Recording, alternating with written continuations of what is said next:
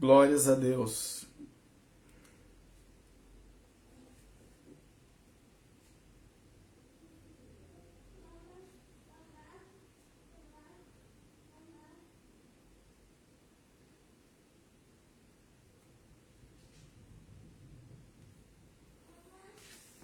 Amados, vou fazer um teste aqui no áudio, tá? Para ver se tá tudo ok. Glórias a Deus. Ok, tá tudo ok aqui o áudio. Amém. Deus abençoe a todos grandemente, paz do Senhor Jesus. Mais uma vez estamos em mais um momento de ensino da Palavra de Deus, transmitido aqui no Facebook da nossa igreja, Igreja da Multiforme Graça de Deus. E mais uma vez estamos a falar de escatologia, né? Mais precisamente do livro de Apocalipse, onde nós estamos fazendo uma maratona apocalíptica. Os irmãos que têm nos acompanhado e aprendido das Sagradas Escrituras e da interpretação do Apocalipse, bem sabe que nós já estamos discorrendo as 7 cartas da Ásia, e nós terminamos na semana passada. Inclusive, hoje eu coloquei algumas imagens, tanto na página do Facebook da igreja como no WhatsApp, né? E uma das imagens, eu acho que é a primeira que eu coloquei, é a imagem do trono de Zeus, que a gente já tratou no ensino anterior, tá? Então eu falei que ia colocar lá a imagem do trono de Zeus. Aqueles que participaram do ensino, ao lerem o verso ali da imagem, já sabem do que se trata, né? Então não carece de explicações, tá? Tem mais 2 imagens que eu coloquei que faz parte do ensino de hoje, de agora, e eu vou explicar aqui ao longo do ensino. Nós estamos agora na carta à igreja de Sardes. Eu vou fazer a leitura do texto, é um pouco extenso, mas é necessário, tá bom? Apocalipse capítulo 3, do verso de número 1 ao verso de número 6, que diz assim: E ao anjo da igreja que está em Sardes. Amados, eu acho que eu vou colocar o microfone, porque o áudio do microfone, eu acho que ele é melhor do que o áudio do celular, tá? Então peço perdão para os irmãos aí, para mim poder colocar o microfone.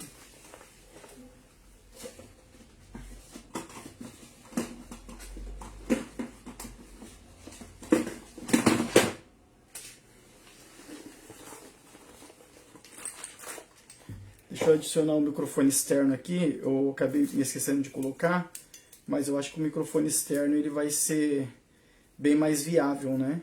Para que a gente possa entender melhor aí aquilo que está sendo dito e tudo mais, então eu acho que vai ser bem conveniente.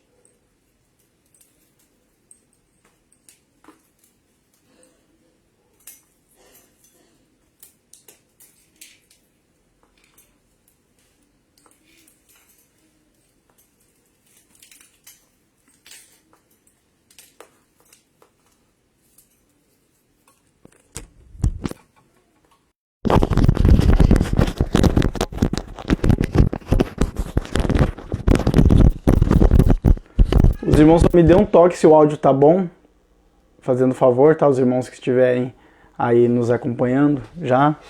O pastor Luciano está nos acompanhando, a irmã Donária também está nos acompanhando.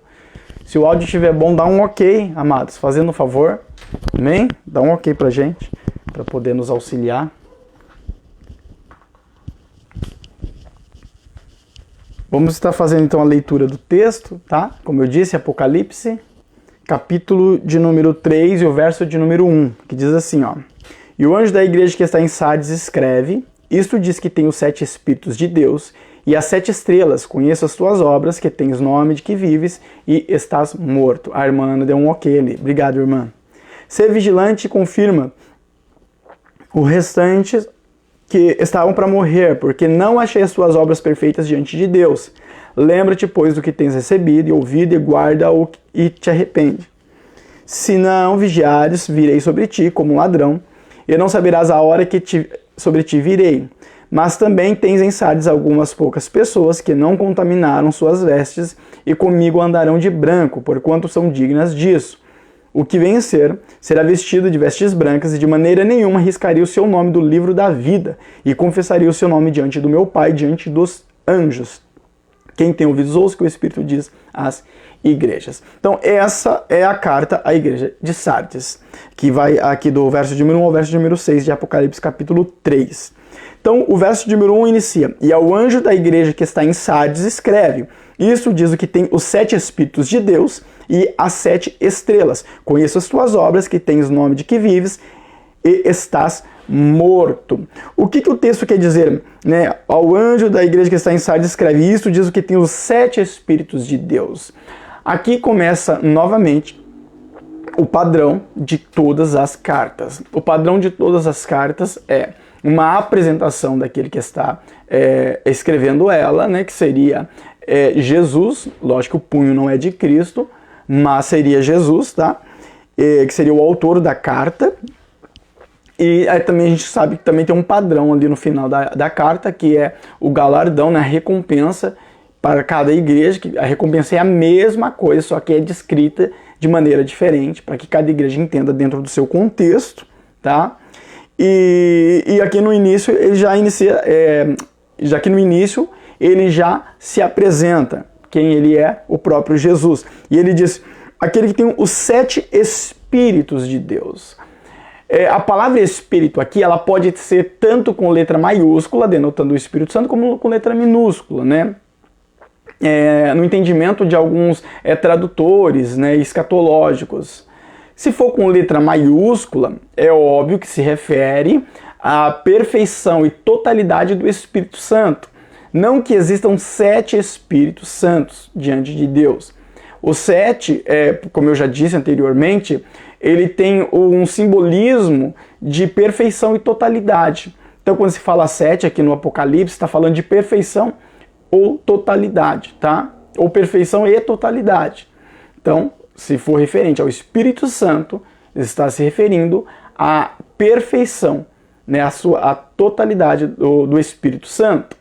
Só que como no grego não tem letra maiúscula nem minúscula, aqui inclusive Espírito, né? No grego seria pneuma, seria mesmo que respiração ou ainda sopro, tá?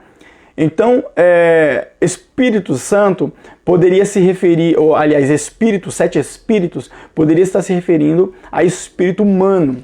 Como aqui a expressão é sopro ou respiração, aí nós lembramos que Deus soprou na narina do homem, né, o sopro ali, o fôlego de vida, e o homem se tornou alma vivente. Isso através do Espírito que o próprio Deus soprou no homem. O homem se torna alma vivente. Então se refere ao espírito humano, está deixando claro que a vida, o sopro de vida, é de Deus. Ele é perfeito. E Deus é dono da vida. Ok? Então as duas interpretações estariam corretas, tá? É difícil falar se aqui é Espírito Santo ou é espírito humano. A boa parte acredita que seja espírito humano, ou seja, está falando de vida, do sopro de vida. Está falando que Deus, ele é dono disso e isso é totalmente de Deus. Deus é soberano sobre a vida. Seria essa a interpretação, tá? As 7 estrelas, diz que ele tem as 7 estrelas. 7 estrelas nós já estudamos, já falamos disso, que são os 7 anjos das 7 igrejas, que seriam os 7 pastores, cada pastor de cada igreja. Então aqui é uma identificação de Cristo, tá?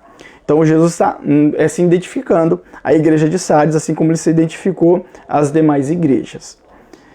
Conheça as suas obras, que tem nomes de que vive, estás morto. Está falando da aparência viva da igreja de Sardes, porém espiritualmente, ali no seu interior, era uma igreja que estava morta. Então tinha a aparência de uma igreja que estava viva. Então todos que olhavam viam uma igreja ali viva, na obra de Deus, na vontade de Deus, mas na verdade espiritualmente é uma igreja que estava morta. Sardes, inclusive, até coloquei uma imagem, né? Eu disse que eu coloquei uma imagem que é do trono de Zeus, faz parte do ensino anterior, quem estava junto sabe do que se trata. E eu coloquei uma imagem também ali com um verso de Sardes, que tem um centro de educação física ali, tá? Aquilo existia nos tempos da igreja de Sardes, inclusive é dessa época, tá? Aquela construção e tal. Então, existia mesmo aquele centro de educação física, uma construção bem grande, era um ginásio ali, bem grande, que mantinham as pessoas em atividade física. Então, eles eram vivos fisicamente, na atividade física, fazia parte ali do costume de Sardes, né? Aí você vê Jesus, ele vem e traz uma mensagem em contraste com aquilo que eles já vivenciavam, né? Então eles mantinham vivos, o povo de Sardes mantinham-se vivos em questões físicas, sempre se exercitando e tal, na saúde, mantendo a saúde. Mas espiritualmente a igreja não estava bem. Aí Jesus vem e fala, vocês aparecem vivos, mas na verdade vocês estão mortos. Então note que existe ali um contraste, né, que Jesus faz, mas apontando para aquilo que já era costume deles, né, de manter o corpo físico vivo, né? Ou seja, é bem semelhante, né, não querendo trazer uma aplicação aqui, né, mas já trazendo, é bem semelhante aos nossos dias de hoje, das pessoas que cuidam muito da sua saúde, do seu físico e tal, e tem que cuidar mesmo, tem que cuidar mesmo. Mas se esquece do seu espiritual, e deixa o seu espiritual morrer, né? Então, pratica lá mais de 1 hora de atividade física numa academia, por exemplo, e se esquece de tirar um tempo para a leitura da Bíblia Sagrada ou na oração, né? É a mesma coisa que existe hoje. É isso que estava acontecendo com a igreja de Sardes, tá ok? Bom, verso número 2, né? Ser vigilante confirma os restantes. Então está dizendo que não está todos mortos, ainda tem pessoas ali que estão vivas, né? Espiritualmente. Os restantes que estavam para morrer, porque não achei as tuas obras perfeitas diante de Deus. Quando diz aqui ser vigilantes e confirma os restantes, em sua tradução e talvez está escrito fortalece. A palavra grega para confirma aqui é stairizo, que significa literalmente fortalecer, ou ainda permanecer de pé. O que Jesus está falando aqui? Sejam vigilantes e permaneçam de pé aqueles que ainda estão vivos. Ou seja, cuide para que não caia os que estão de pé. E o texto continua dizendo, porque não achei as tuas obras perfeitas diante de Deus. Ou seja, não estavam mortos, mas as obras deles não estavam tão perfeitas diante de Deus. Então, estava bem complicado lá, né? Essa é a verdade. Verso 3. Lembra-te, pois, do que tens recebido e ouvido, e guarda-o, e arrepende-te. E se não vigiares, virei sobre ti como um ladrão, e não saberás a hora que virei sobre ti. Ou a sobre ti virei, dependendo da sua tradução aí, tá? Aqui está falando literalmente de juízo por falta de arrependimento, tá? A Sardes, ela tem um histórico, ela tinha um histórico de invasões de exércitos inimigos por causa da confiança dos soldados nos penhascos que estavam em volta de Sardes, tá? Então Sardes tinha esse histórico. Então quando Jesus ele fala isso, automaticamente os membros de Sardes eles se lembrariam dessa questão, né, do histórico de invasão que eles tinham por conta da confiança que os soldados tinham nos penhascos que estavam em volta da cidade. Então, os soldados confiaram nos penhascos e acabaram não vigiando e a cidade sofreu invasão do exército inimigo. Então fazia parte ali da história de Sardes e eles sabiam disso.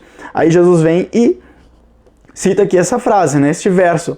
Lembra-te, pois, do que tens recebido ouvido, e guarda e arrepende-te. Se não vigiares, virei sobre ti como um ladrão. Foi isso que aconteceu com os invasores de Sardes dentro da história. Veio como um ladrão, porque os soldados não estavam vigiando. Então, note que o texto de Apocalipse, aqui as epístolas às igrejas, note que faz referência a algo que eles viviam na época. Então, por isso que eu disse, vou repetir, durante toda esta maratona. É importante nós adentrarmos a cultura deles, na época deles, para entender o que o texto está querendo dizer, ou está dizendo, tá? Então, este verso aqui, ele está apontando para isso, tá? Então, e eles entenderam essa mensagem muito melhor que nós. Agora, para nós entendermos, a gente tem que entrar na cultura deles, tá? Na história deles e tal. Verso de número 4. Mas também tens em Sardes algumas poucas pessoas que não contaminaram suas vestes e comigo andarão de branco, porquanto são dignas disso, andarão de branco. Então, em Sardes tinham ali alguns que não contaminaram, né, as suas vestes, que ainda estava se mantendo ali na postura, né, que Deus, da vontade do Senhor. E Jesus está deixando isso bem claro. Mas, e essas pessoas recebem uma promessa, andarão comigo de branco, né, terão vestes brancas. As roupas brancas nos escritos antigos judaicos, em paralelo com a Bíblia, inclusive na própria Bíblia Sagrada, simboliza a pureza. Basicamente é o branco da noiva, né? Que também simboliza a pureza da noiva, né? Hoje em dia já não isso acaba meio que caindo por terra, né? Tipo assim, as mulheres usam branco por costume, né? Ali, o vestido de noiva tem que ser branco e tal. Mas já não tem mais, às vezes não tem a pureza, né? Apenas por costume, casa-se de branco. Mas antigamente usava-se branco por causa da pureza, que simboliza a pureza. E no contexto judaico, o branco simbolizava a pureza, tá? Então, quando ele fala andaram de vestes brancas, ou seja, estarão vivendo ali na presença de Deus, né? Está falando sobre pureza, tá? A gente vai falar mais sobre isso, inclusive. Verso de número 4, né? Mas também em Sardes... não, a gente leu o verso de número 4. Agora, verso de número 5. O que vencer será vestido de vestes brancas, e de maneira nenhuma riscarei o seu nome do livro da vida, e confessarei o seu nome diante do meu Pai e diante de seus anjos. Novamente, é referência às vestes brancas. Na verdade, em Sardes, né, ela se orgulhava pelas indústrias de lã e tinturaria que existia ali. Era uma coisa que existia em Sardes. E, comumente, as outras religiões ali, elas usavam muito colorido por conta da apresentação que eles tinham nos cultos pagãos, tá? E aqui Jesus ele vem fazendo novamente um contraste, tá? Ou seja, enquanto vocês usam roupa colorida, né, no culto de vocês pagão, né, eu vou dar vestes brancas. Então, note que aqui também tem algo relacionado aí à cultura ali, a história deles, tá bom? Então, isso daqui é algo interessante para se notar. O verso de número 5 que nós lemos, né? O que vencer será vestido de vestes brancas, aí dá continuidade aqui. E de maneira nenhuma riscarei o seu nome do livro da vida, e confessarei o seu nome diante do meu Pai e diante de seus anjos. Na época dos romanos, havia um registro de cidadãos romanos. E neste registro poderia ser, obviamente, tanto registrado alguém que não era cidadão romano, como poderia ser riscado o seu nome do livro de cidadão romano. Então a pessoa poderia ser considerada cidadão romano, dependendo da situação ali, algum tipo de honraria e tal, ele poderia ser registrado como cidadão romano.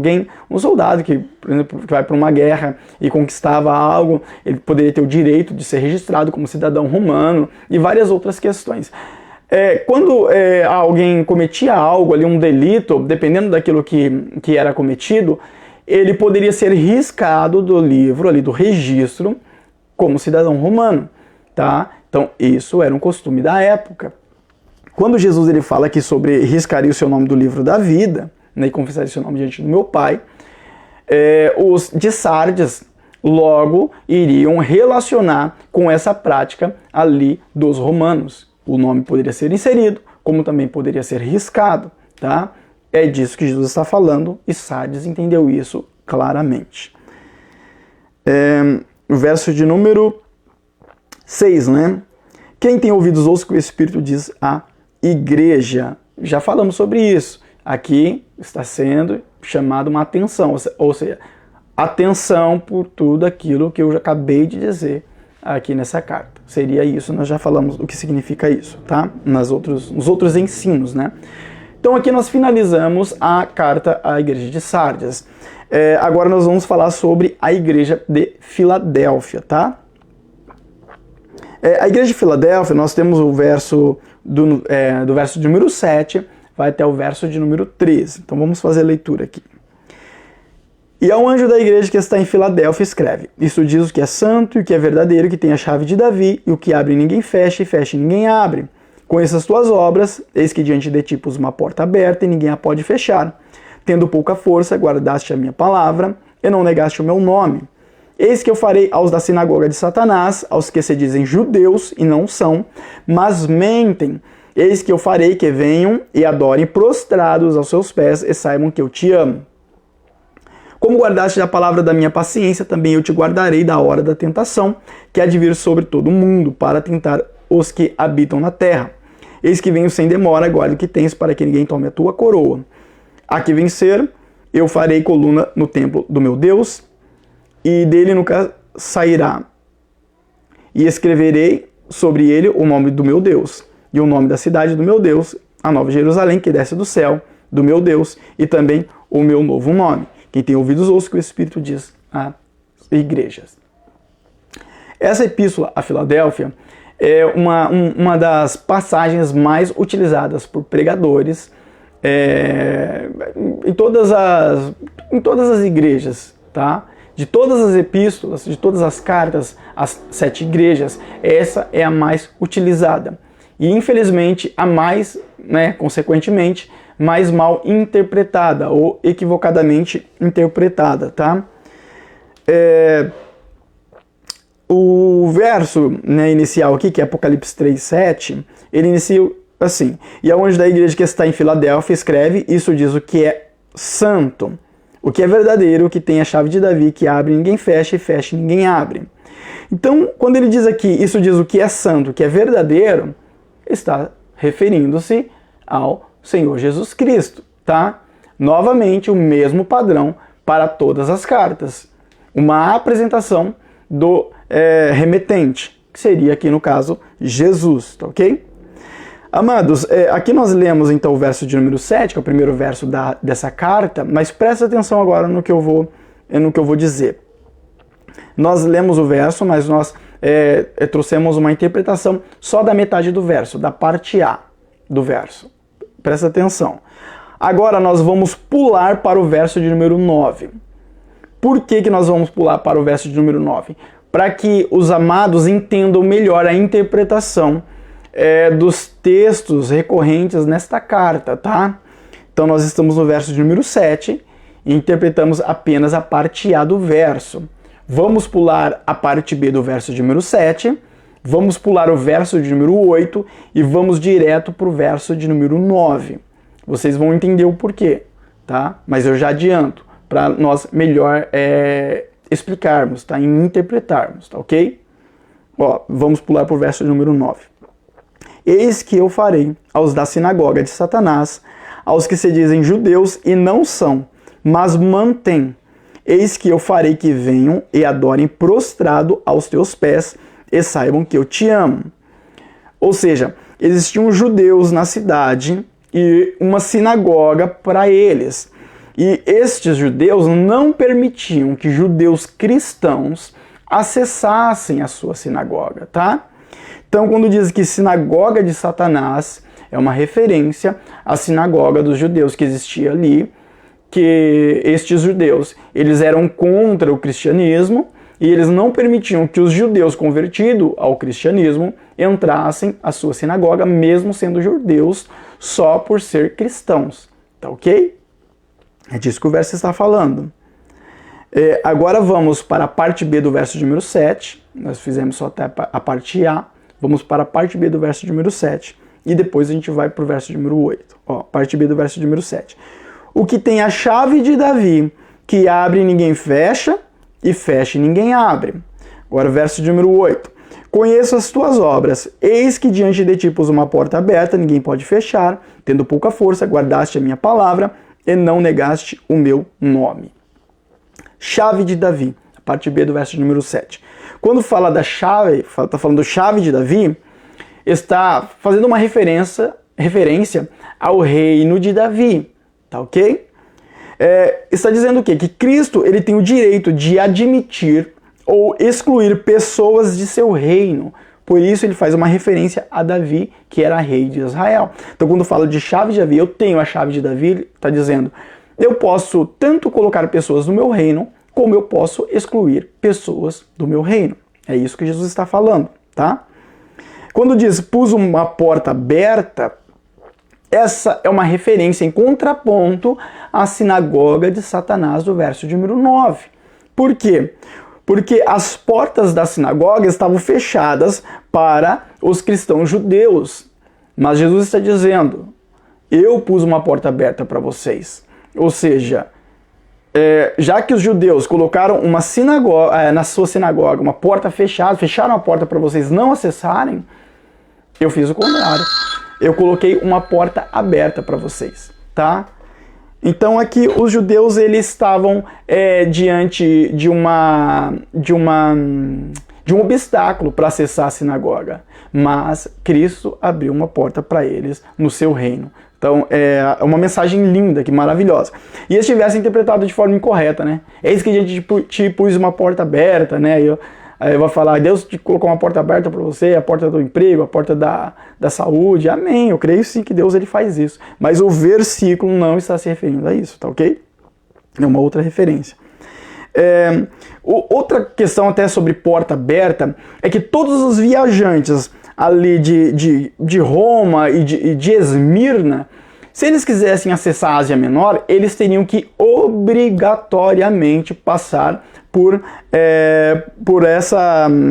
essa cidade, por Filadélfia. Eles tinham que obrigatoriamente passar por Filadélfia. Então essa também pode ser uma interpretação vinculada ao evangelismo. Então a porta aberta se refere tanto à sinagoga de Satanás, que tinha uma porta fechada para os judeus cristãos, que Cristo agora do seu reino pôs uma porta aberta, como também a porta aberta pode se referir ao evangelismo ali que eles tinham uma porta aberta para evangelizar. Todos de Roma, de Esmirna, tinham que passar por Filadélfia. Poxa, é uma boa oportunidade para a evangelização e pregação da palavra, tá? Então ele também pode ser interpretado dessa maneira. Mas a interpretação mais forte é sobre o reino, já que fala sobre a chave de Davi. Então o contexto ele nos auxilia na interpretação. Então lemos os versos de número 7, de número 8, de número 9. Vamos agora para o verso de número 10. Então entendeu porque eu pulei um verso? Fica melhor a explicação, né? O entendimento. Verso de número 10. Como guardaste a palavra da minha paciência, também eu te guardarei da hora da tentação, que há de vir sobre todo o mundo, para tentar os que habitam na terra. Amados, como eu disse no ensino anterior, nós estamos interpretando o livro do Apocalipse. Nós não estamos fazendo uma aplicação teológica, espiritual, na vida dos irmãos. O que é a aplicação? A aplicação seria isso que eu usei como exemplo, né, aqui para vocês. Então, como Deus pôs uma porta aberta à igreja de Filadélfia, também Ele pôs uma porta aberta na sua vida, né, para que você vença, e a porta que Deus abriu, o diabo não pode fechar, então você vai vencer em Cristo e tal. Essa é uma aplicação que eu poderia fazer aqui da mensagem, por exemplo, né, um exemplo, tá? É uma aplicação que poderia ser feita, né, um exemplo. Mas nós não estamos com esse intuito de fazer aplicações, nós estamos com o intuito de interpretar o livro do Apocalipse, tá ok? Só que este verso de número 10, eu diria que ele se encaixa mais a uma aplicação do que uma interpretação para a igreja de Filadélfia. Porque este verso ele não faz parte da igreja de Filadélfia, ele é um verso que está, ele está ali em saliência. Porque isso não aconteceu com Filadélfia.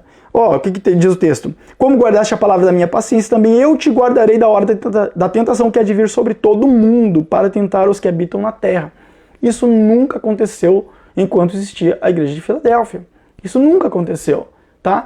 Então este verso, ele está saltando do texto.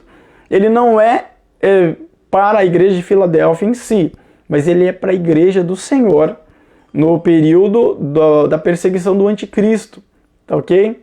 Então este verso não vai se encaixar com a igreja de Filadélfia historicamente. Não aconteceu uma perseguição, uma tentação sobre o mundo naquela época. Aconteceu sobre a igreja de Sardes, sim. Inclusive na história, 11 membros da igreja de Sardes, não, de Filadélfia, eles foram martirizados, né? Acho que é de Filadélfia mesmo. Foram martirizados, então não aconteceu a perseguição, a tentação sobre o mundo. Mas este verso, ele é para a igreja do Senhor, que é do período ali do anticristo, tá? Que a igreja será arrebatada. Então, este livramento, como guardaste a palavra da minha paciência, está falando da igreja arrebatada, tá? Também eu te guardarei da hora da tentação, ou seja, a igreja do Senhor não passará pela grande tribulação. Ela será arrebatada, será guardada. E o texto diz, da hora da tentação. Não diz na hora, ou seja, tô na tribulação aqui, Deus vai me guardar nessa hora. Não é na hora, é da hora. Ou seja, a igreja não estará na hora, neste momento da grande tribulação. A gente vai falar disso posteriormente. Então é um versículo aqui que ele está saltando do texto aqui em relação aos demais, aqui a igreja de Filadélfia. Verso de número 11. Eis que venho sem demora, guarda o que tens para que ninguém tome a tua coroa. Uma referência novamente ao reino de Deus, como no verso de número 7 fala da chave de Davi. Então você vê que a coroa aqui, diferente da coroa de Esmirna, né? Para Esmirna, a coroa significava algo, para eles aqui está significando uma outra coisa. Mas é a mesma promessa, tá? Todas as igrejas receberam a mesma promessa, só que com palavras diferentes, tá, ok? Aqui a coroa está significando o reino de Deus, o reino de Cristo, e isso é notório dentro do contexto, tá? Não precisamos discutir sobre isso. Bom, verso número 12, né, agora.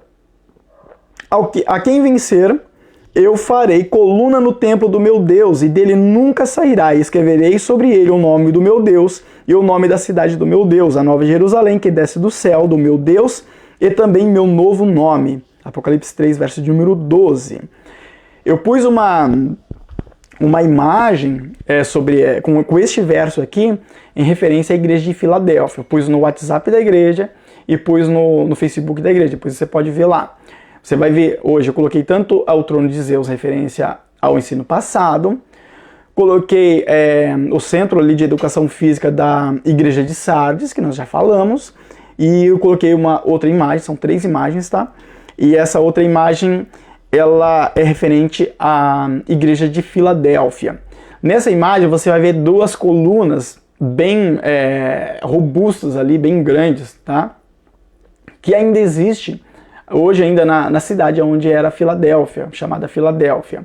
Existem mais colunas, aquela foto ali pegou só 2 colunas, mas existem mais colunas. E essas colunas são da época, tá? Quando Jesus ele diz aqui, ao que vencer, eu farei coluna no templo do meu Deus, ele está fazendo uma alusão a um costume que existia na época ali, que era o quê? Quando eles queriam honrar um sacerdote pagão, eles colocavam mais uma coluna no templo, eles acrescentavam mais uma coluna, tá? Então cada vez que eles iam honrar um sacerdote pagão, eles colocavam uma coluna a mais no templo. Na imagem, você vai ver ali 2 colunas, mas existem mais. Não quer dizer que necessariamente essas colunas que sobreviveram até hoje são colunas que eram colocadas, postas em referência a uma homenagem a um sacerdote pagão, tá? Não significa isso. Eram colunas de um templo, mas não significa que aquelas colunas eram literalmente essas. Mas tinha esse costume ali. Então, quando Jesus diz, eu farei coluna, os membros da igreja de Filadélfia entenderam isso já na hora, tá? Relacionando isso ao que os pagãos faziam, falando, né, sobre a coluna. Lembrando que Filadélfia também tem um histórico de terremoto. E geralmente quando acontecia um terremoto, o que ficava em pé eram literalmente as colunas. Por quê? Porque eram colunas ali, bom alicerce, uma boa coluna. Caíam paredes, caíam teto, caíam muita coisa. Inclusive as colunas estão lá até hoje, você viu lá na imagem, lá você pode ver depois, né, na imagem lá da coluna. Então este verso é uma referência a isso. Jesus promete honra aos salvos diante de Deus, colocando uma coluna para eles lá, tá? Não significa que literalmente terá colunas lá no céu, né, na Nova Jerusalém, em referência a cada cristão, cada membro, né? Não significa isso, mas isso é apenas uma figura de linguagem. Como eu disse, repito, cada igreja recebeu a mesma promessa de recompensa, só que com palavras diferentes. É tudo salvação eterna, vida no reino de Deus, tá? Para finalizar, quem tem ouvidos ouça o que o Espírito diz às igrejas. Já falamos sobre isso. Todas as cartas vão levar isso, né? Também é um padrão das epístolas, tá? Ali as 7 igrejas da Ásia. Amém? Então que Deus abençoe a todos grandiosamente. Finalizamos hoje mais 2 cartas às igrejas da Ásia. Então nós já falamos das 6 cartas. falta mais uma, que é da igreja de Laodiceia. Então, na próxima semana, nós vamos concluir a igreja de Laodiceia e adentrar um pouco mais de profundidade ao Apocalipse, tá?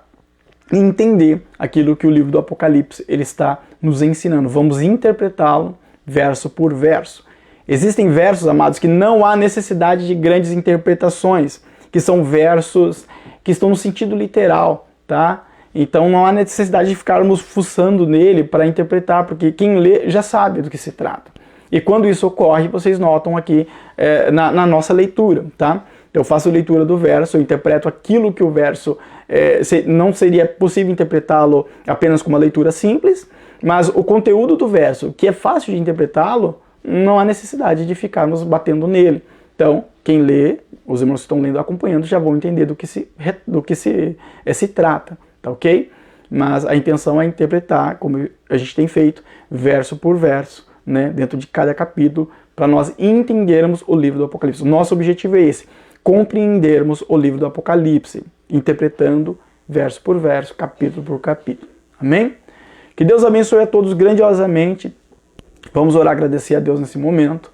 E no próximo sextas nós estaremos juntos, para a glória de Deus, aprendendo mais um pouco do livro do Apocalipse, nessa maratona apocalíptica. Não esquece, meus amados, aqueles que puderem, compartilhar nas suas páginas aí, nas suas redes sociais, deste ensino, tá? Indicar ele para um amigo, um irmão, alguém conhecido que sabe, que gosta da palavra de Deus. Aqueles que não gostam também, por que não, né? Para que aprendam da palavra do Senhor. Amém? Vamos orar. Senhor Jesus, obrigado por tudo. Ó Deus, estamos na Tua presença mais uma vez, estivemos aprendendo da Tua palavra. Te pedimos para que o Senhor continue nos dando sabedoria e entendimento dela, Pai.